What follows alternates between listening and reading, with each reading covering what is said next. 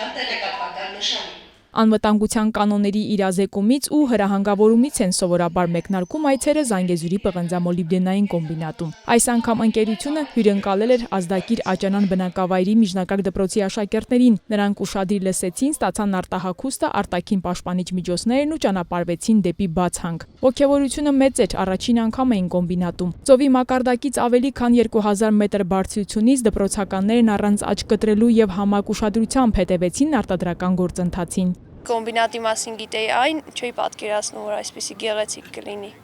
Ամեն բան, տեխնիկան շատ գեղեցիկ է։ Ապագա լրագրող Ժաննան մասնագիտական խոշորացույցով է դիտարկում բացհանքի տարածքը, հանքարդյունաբերության մասին լրահոսում տեսածն ու կարդացածն է համադրում, համոզվում, պետք է սեփական աչքով տեսնել եւ ձևավորել կարծիք։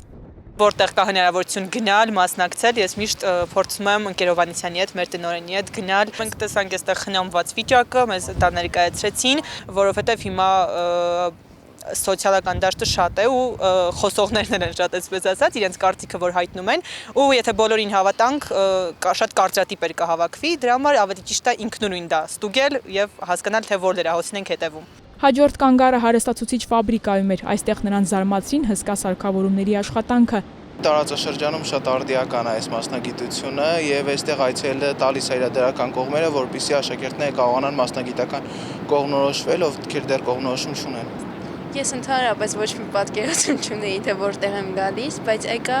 ու տեսա, որ շատ հետաքրքիր էր, տարբեր սարքավորումներ կան, լավ էր։ Երեխաները ավագ դասարաններում անցնում են մասնագիտական կողմնորոշում, ու մենք ունենք այցեր տարբեր ձեռնարկություններ։ Գիտենք, որ սա ամենախոշոր ձեռնարկությունն է եւ մեր պետությանը շատ օգուտ է բերում։ Երեխաներին ամեն ինչը մանրամասն բացատրվում է։ Շատ գոհ եմ, երեխաները շատ բան կտանեն այստեղից, դպրոցի իրենց մյուս կրտսեր ընկերներին էլ դասընկերներին էլ կբացատրեն դա։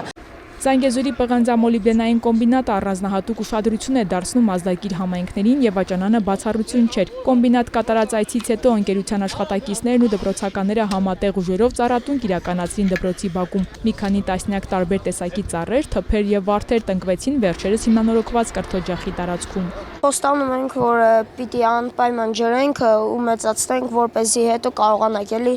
մաքուր թթվածին ստանալ։ Մի քանի անգամ է բակում ծառ ենք տնկած։ Հաճելի է բան, ծառ տնկելը։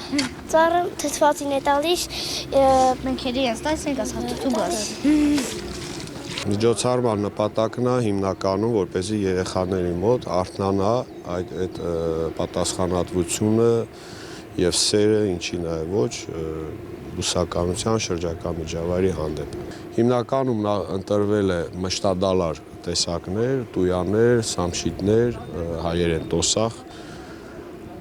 ինչի նաև ոչ բարդիների տեսականի ենք բերել, կանադական բարդի, արծաթաբայր բարդի, ուռատերև բարդի,